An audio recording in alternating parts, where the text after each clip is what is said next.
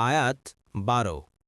وجعلنا الليل والنهار آيتين فمحونا آية الليل وجعلنا آية النهار مبصرة لتبتغوا فضلا من ربكم ولتعلموا عدد السنين والحساب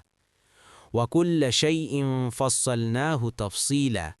অনুবাদ আর আমরা রাত ও দিনকে করেছি দুটি নিদর্শন তারপর রাতের নিদর্শনকে মুছে দিয়েছি এবং দিনের নিদর্শনকে আলোকপ্রদ করেছি যাতে তোমরা তোমাদের রবের অনুগ্রহ সন্ধান করতে পারো এবং যাতে তোমরা বর্ষ সংখ্যা ও হিসাব জানতে পারো আর আমরা সব কিছু বিশদভাবে বর্ণনা করেছি তাফসির 1 নং ফুটনোটের বিবরণ আমার একত্ববাদ ও আমার অপার ক্ষমতার উপর প্রমাণ এ ধরনের আয়াত আরও দেখুন সূরা ফুসসিলাতের ৩৭ নং আয়াত ইয়াসিনের ৩৭ নং আয়াত ইউনুসের ৬ নং আয়াত আল মুমিনুনের ৮০ নং আয়াত আল বাকারার ১৬৪ নং আয়াত আলে ইমরানের ১৯০ নং আয়াত আন নূরের ৪৪ নং আয়াত আল ফুরকানের ৬২ নং আয়াত আল কসসের ৭৩ নং আয়াত ও জাসিয়ার ৫ নং আয়াত আলোচ্য আয়াতে দিবারাত্রির পরিবর্তনকে আল্লাহ তাআলার অপার শক্তির নিদর্শন সাব্যস্ত করা হয়েছে তারপর বলা হয়েছে যে রাত্রিকে অন্ধকারাচ্ছন্ন এবং দিনকে উজ্জ্বল করার মধ্যে বহুবিধ তাৎপর্য নিহিত রয়েছে রাত্রিকে অন্ধকারাচ্ছন্ন করার তাৎপর্য এখানে বর্ণনা করা হয়নি অন্যান্য আয়াতে বলা হয়েছে যে রাত্রির অন্ধকার নিদ্রা ও আরামের জন্য উপযুক্ত আল্লাহ তাআলা এমন ব্যবস্থা প্রতিষ্ঠিত করেছেন যে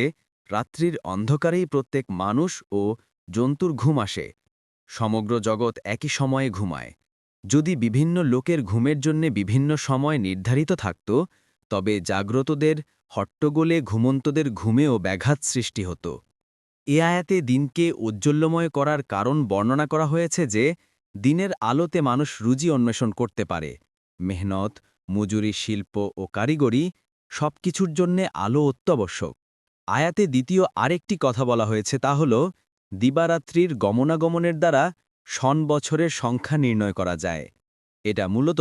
দিনরাত্রি উভয়টিরই উপকারিতা স্বরূপ ৩৬০ দিন পূর্ণ হলে একটি সন পূর্ণতা লাভ করে এমনিভাবে অন্যান্য হিসেব নিকাশ ও দিবারাত্রির গমনাগমনের সাথে সম্পর্কযুক্ত এই দিবারাত্রির পরিবর্তন না হলে মজুরির মজুরি চাকুরির চাকুরি ও লেনদেনের মেয়াদ নির্দিষ্ট করা সুকঠিন হয়ে যাবে তাছাড়া দিনরাত্রির পরিবর্তন না হলে মানুষের পক্ষে তাদের ইবাদতসমূহের হিসেব রাখাও সম্ভব হতো না তারা হজের সাওমের মেয়েদের ইদ্দতের জুম্মা ইত্যাদির হিসাব পেত না